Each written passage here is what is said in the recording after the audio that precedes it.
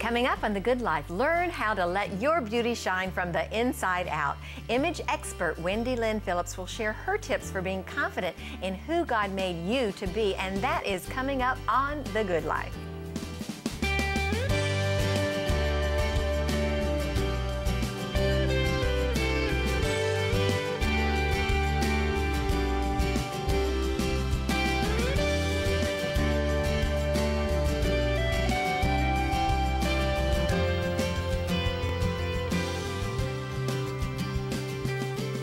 Welcome, viewers, to The Good Life. I'm Barbara Beck, and it's a joy and honor to have you join us here today. I so appreciate those of you who write to us and pray for us and give to our ministry here at Good Life45. You are a part of our family, and we could not do what we do without you.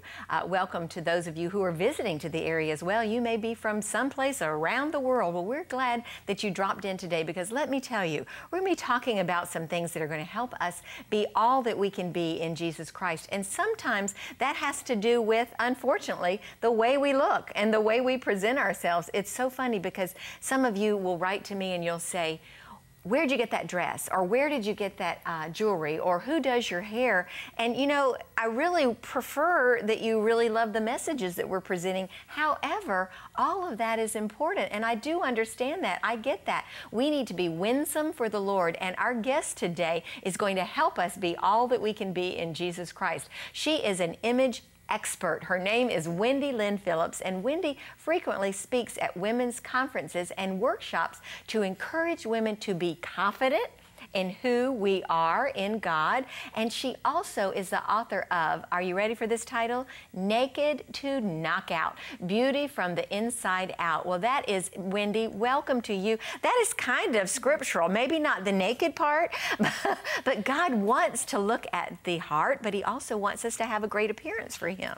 It's true. Thank you for having me, Barbara. I'm thrilled to have the privilege to be here and share a little bit about my passion and my life experience. And well, I want to tell our viewers how I met you, because this was kind of a neat story. We had gone to a gala for My Christian Films, and you were there, and there were many, it was a formal affair. There were many people there that I didn't know. There were a lot of people that I did know, but as I walked in and I was kind of milling around and talking to people, I saw you from a distance, and I thought, who is that woman? I didn't know you, but you caught my eye because there was a certain level of confidence that you exuded. There was a certain countenance. There was a glow about you. Didn't have anything to do necessarily with what you were wearing. It was how you were presenting yourself. And so I actually wanted to meet you. Oh, what an honor. Thank you. That's privilege, but do you hear that from people? I do, and I think that's something that some of us evolve to, perhaps more naturally than others, but it doesn't mean that you can't get a little more confident and become a little more, you can't have a little more of a compelling presence. And so I think it's a combination of both your personality, your background, your life experiences, and then the true realization of who it is that's really who you're carrying, who it is that's inside you that ought to excite us to want to engage with others. So how do you reconcile that, being a Christian, and we're really not supposed to do a lot of adorning, and I wear jewelry, you know, my ears are pierced, all of that kind of thing. How do we reconcile that with Scripture that says, man should not be looking at the outward appearance. God looks at the heart. So where's the reconciliation there? Well, I think once we come before the Lord, knowing what our mission and purpose and passion is for life, we're able to focus on the content while giving some attention to the container. And so it really is a balancing act. And for us as women, my gracious, speaking of a gala and a dressy affair, you know, men see that on an invitation, and immediately that means wear the black suit, wear the black tux. And they may have only one option. And they look great. And they look great. And when we see that on an invitation, we just dread, what exactly does that mean? Does that mean long dress? Does that mean T-link? Does that mean I need a silk jacket? Does it mean I need to go buy something new and shop? And so the myriad of exactly what even business dress, business professional, and dressy dress after 5, really has shifted, I think. And so it does create some confusion for us. And certainly then when we put in the mix, as a Christian, I want to stand out for Jesus, but I don't want to stand out in terms of pushing people away and being too prideful and too haughty. But a truly humble person that understands the balancing act. I think that there is a way to deliver both. Well, I agree with you, because I know we are called to be winsome in our witness. And if we are not taking care of that outside vessel, then that's an indication of something is maybe wrong with the inside vessel as well. You're talking about times changing and shifting. I can remember back when I was a little girl, you're too young to remember this, but you were not supposed to wear anything with a rhinestone. You know, I have this heart on today that has a little bit of shine to it. That would have been a no-no to wear during the day. There were no rhinestones, no shine during the day. You wore that after 5. So the rules have gone awry. Is it an okay thing, do you think? Yes. This evolution? Well, and today, of course, we call that glitz and glam. And so in terms of, I get asked that a lot, you know, shimmer and glitz and shine and, you know, strapless tops and dresses, and we live in the Sunshine State where sundresses and a lot of skin is often very obvious and accepted. So is it appropriate? Let me just ask you this, because there are a lot of times that I'll see sundresses and strapless dresses in church. What do you think about that, just personally? Well, it is a personal question, and so I think it depends. You know, that really is the answer. Not that I'm shying away from answering my personal opinion, which I'm happy to give, but I think that perhaps a shawl, a jacket, a little sweater over it, it might be a little more appropriate, and not only appropriate, but quite practical, because it's often cool inside. And you know, the other thing, Wendy Lyn, is that sometimes that can be a stumbling block to other people. My husband still won't wear jeans. We worship on a Saturday night. He still won't wear jeans to church on Saturday night because he doesn't feel comfortable with that. So if it's a stumbling block, then maybe we need to veer away from that. That's right. It is a personal check. Yes. There, you know, we call that convictions. And so we can't really judge everyone and say this is right and this is wrong. And for certain churches, the flip-flops and shorts are really in and appropriate, and so that needs to be acceptable for that certain congregation. And while we know God does look at the heart and certainly give us indication throughout Scripture as to what's most important, it doesn't mean that we don't do the best we can. We take care of our body physically, getting enough sleep, drinking enough water.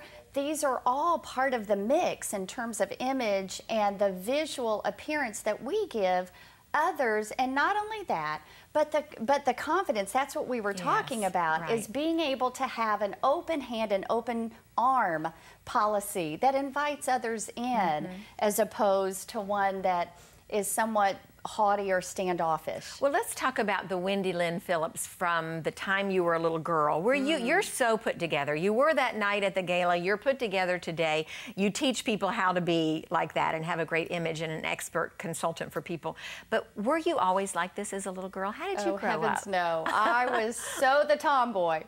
And I really have a background in sports. I played softball in college. Wow. And so I played basketball and softball, and I was a cheerleader, so I do have that personality. But my background was very much, my mother certainly did the best she could, but I think I had 2 hairdos, and that was about it. And she didn't know how to do a braid, or we didn't do a lot of cute ponies and ribbons. And the big bows in the hair. Yes. No, I don't think I have any of those pictures. But we had an issue in my personal life that really created an obstacle that I allowed God to, through the years, show me was really an opportunity. And so the obstacle versus opportunity in terms of confidence, in terms of seeing myself as who God really made me to be, not someone that I had to perform up to become, and whose accolades I needed to get from that performance and from that striving to be good enough, is really what even compelled me to write the book. And that, coupled with the day I read the statistic that said 83% of women look in the mirror and don't like what they see and have poor body image issues. I turned around. Only 83%? Well, on a daily basis. You know, I think it'd be almost 100%. At least one day out of the month, we might have a good day.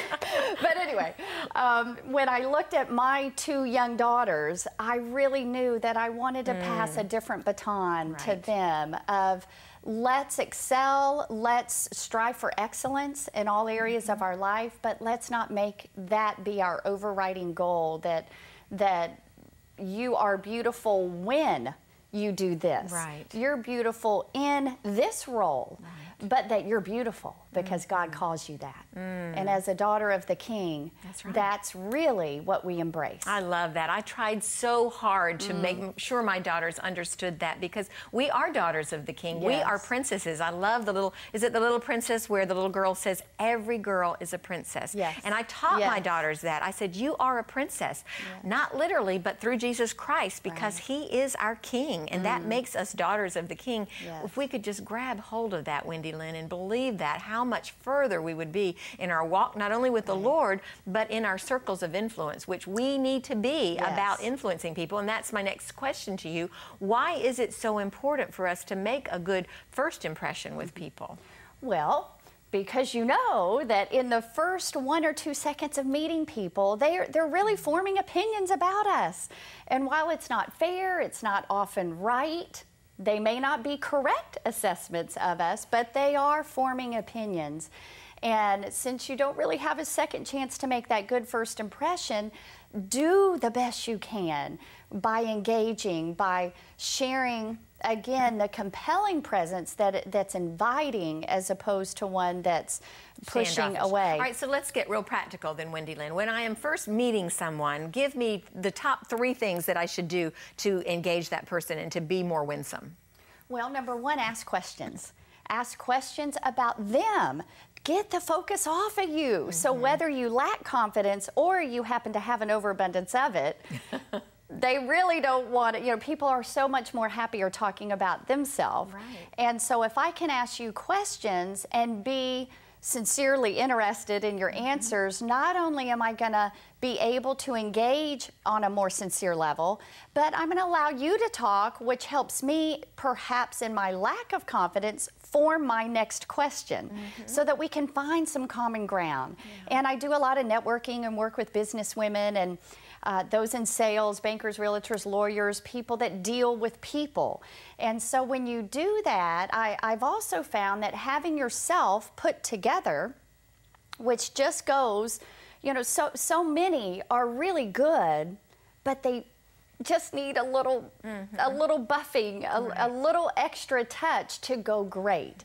And those are the things that can make all the difference, that hopefully will help someone say, I want to meet that person. I want to do business with them. Their put together package makes me think they're going to handle me in a professional way. Their professional look is going to mean professional service. And so in business, that's really important today. And again, as Christians, we should be all about that. Absolutely. And then there's a distinction, Wendy Lyn, between kind of an arrogance that sometimes you see in people when really they're just trying to be confident. How do we make that distinction? How do we make sure we're coming across as confident rather than arrogant? Well, there's something I often try to remind myself about, and it's called the power of the pause.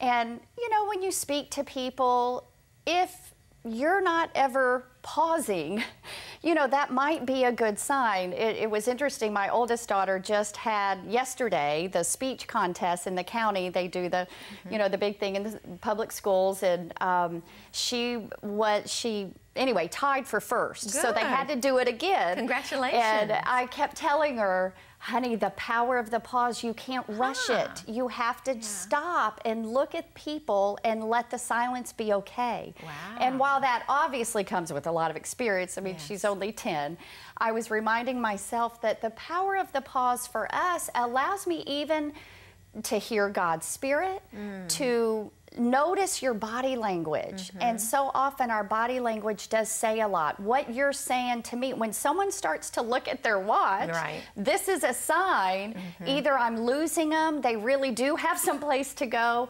or we're not engaging here. Right, and that eye contact too is so important. I know you're so good about that. The right eye denotes the highest form of sincerity. Wendy Lyn, I have never heard, and I've been around a long time, and I have never heard the power of the pause. That is that is awesome. Well, you have really taught me something today, and hopefully viewers, you're hearing some things that maybe you needed to just be reminded of. We're going to take a short break, but stay with us. We have much more ahead with Wendy Lyn Phillips, so don't go away.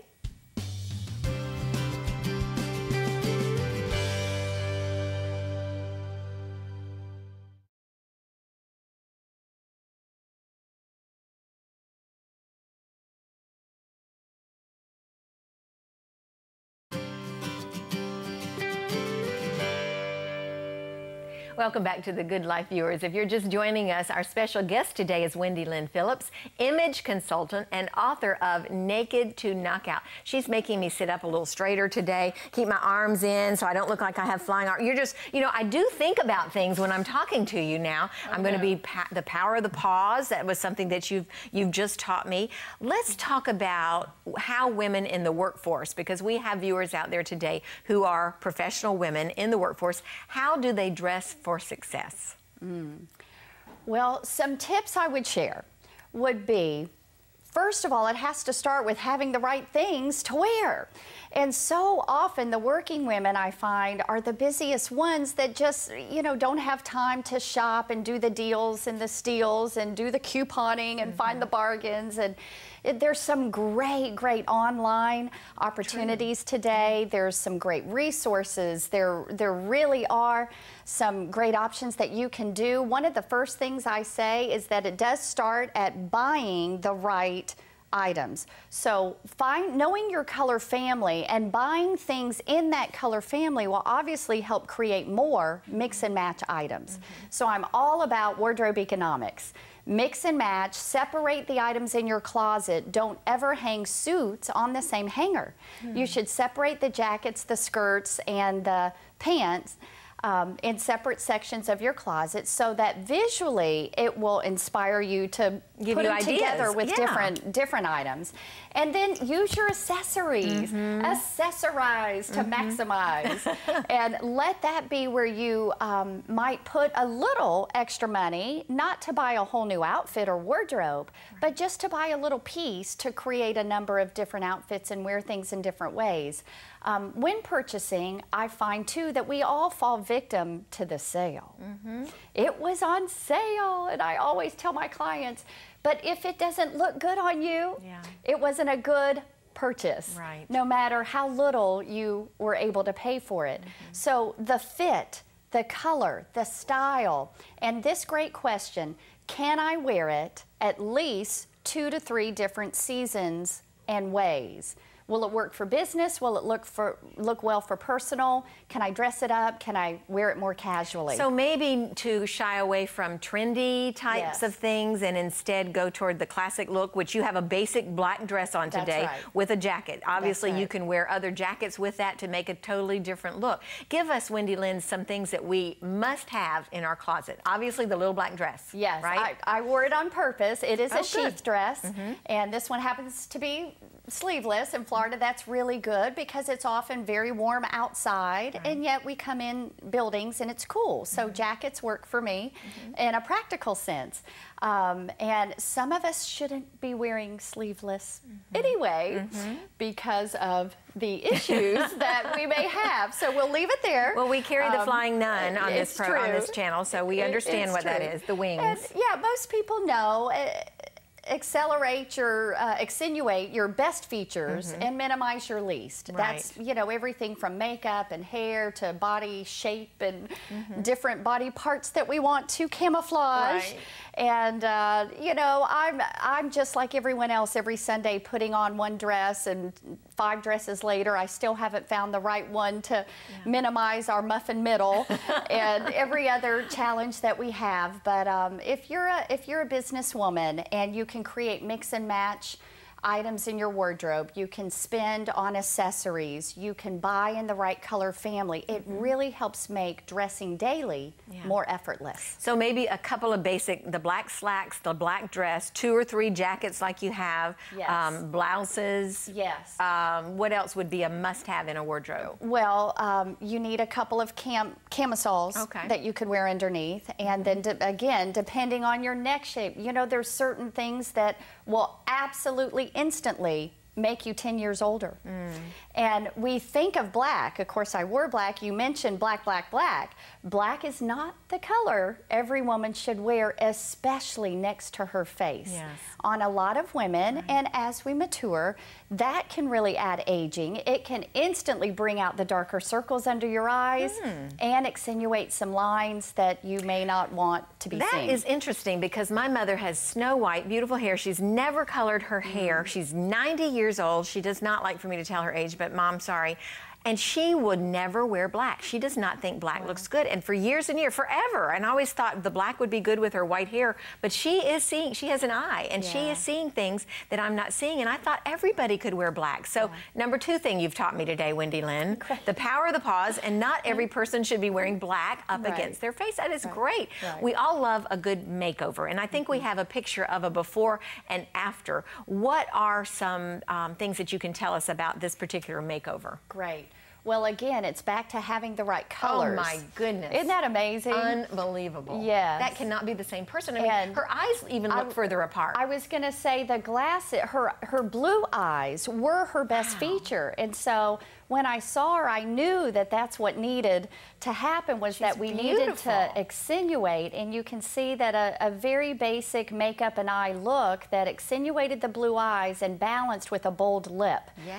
You don't want to be completely bold eyes, bold lip, bold blush. Right. You want to pick one feature and bring that out, and the right hair shape for your face shape. All those are just little things that we're not born knowing all that. So how do we find it out, other than reading Naked to Knockout? I know you have some great pictures in there. You talk about the colors that we should wear. You talk about, there are great pictures in there on the shapes that we have, what certain shapes should wear, what certain shapes should not wear. So how do we find it out other than reading your book? Well, you can certainly go to my website.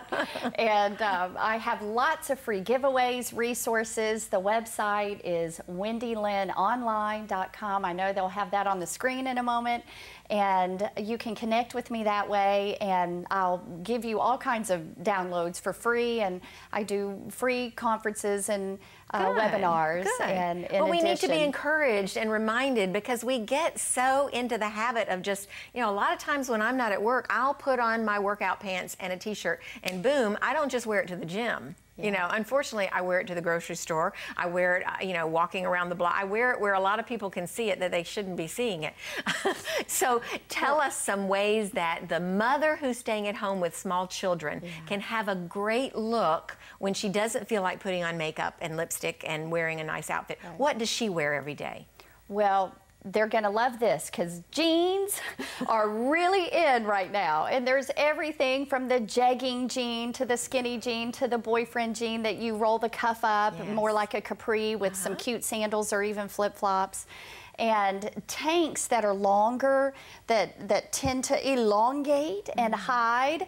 You know, trying to feel beautiful after baby is challenging. And I know all about it. I would walk in the door from an appointment and rip the jacket off and nurse baby with a t-shirt on, and you know, run around the house with a t-shirt even over a suit, because as I nursed and burped, I knew where it was all going. And it's an interesting dash out the door that mothers are making if they are working. If they aren't working, one of the other things that I would encourage our audience today, consider that, especially in a marriage relationship where the husband is leaving in the morning with you in that t-shirt, but he's been around everyone else in makeup looking dressed to sharply, and then comes home, and if you're still in the t-shirt, you might want to at least by 4:30 put something else on. I cannot tell you how much I agree with that. My parents were married for 65 years, Wendy Lyn, and my mother always, every day of her life, still does, would put a little bit of lipstick on, fresh lipstick, when my dad walked in the door. She taught me to do that. Unfortunately, I'm teaching my daughters to do that. They're so tired of hearing me say, "Where's your lipstick? Don't you need to put a little bit of lipstick on?" But it's so true. It is. I mean, if we're going to be winsome, if we're going to be all we can be for the Lord, the outside barn needs to be painted as well as taking care of the inside, right? Absolutely. Final words from you, Wendy Lyn, for our viewers. Well, if I could be so bold, I want to just share a quick ending pose. This is an Audrey Hepburn quote: "For attractive lips, speak kindness. For lovely eyes, seek out the good in people. For a slim figure, share your food with the hungry. For beautiful hair, let a child run his or her fingers through it. For poise, walk with the knowledge that you never walk alone. People, even more than things, have to be restored, renewed, revised, reclaimed, and redeemed. Never throw anyone out. Remember, if you need a helping hand, you'll find one at the end of your own arm. As you grow older, you will discover that you have two hands, one for helping yourself and the other for helping others." Wow, Audrey Hepburn. Isn't that amazing? Yes, thank you for sharing that. It sounds like Psalm 139 to me. Exactly. And the Proverbs 31 woman that I think, you know, it's that our worth is far above rubies. That's right. And it's because of that that I want to carry myself with dignity, with worth, because of who it is that I'm carrying. And you are representing Jesus Christ Yes. in such a beautiful way. Thank you, Wendy Thank Lyn you. Phillips, for being here with us today and inspiring us. If you'd like to get some information from Wendy Lyn's website, you can go to wendylynonline.com. You can call her at 352-483-2593. She lives in Mount Dora and would be happy to talk to you, come to you, consult with you, whatever you need to make sure that we are all being everything that we can be in the Lord. So we're so glad that you all joined us today. We hope that you got a little bit of an inspiration. We have a final inspiration for you that comes from Scripture. This is from Proverbs 31:30. You're familiar with this. "Charm is deceptive, beauty is fleeting, but a woman who fears the Lord is to be praised." I love that. I think of that a lot because as we get older, the outside beauty is going away, but the inside beauty hopefully is growing and getting bigger and bigger with each one of us. We love you so much. We thank you for joining us here on The Good Life today. And until next time, we hope to see you again right back here on The Good Life. God bless you all.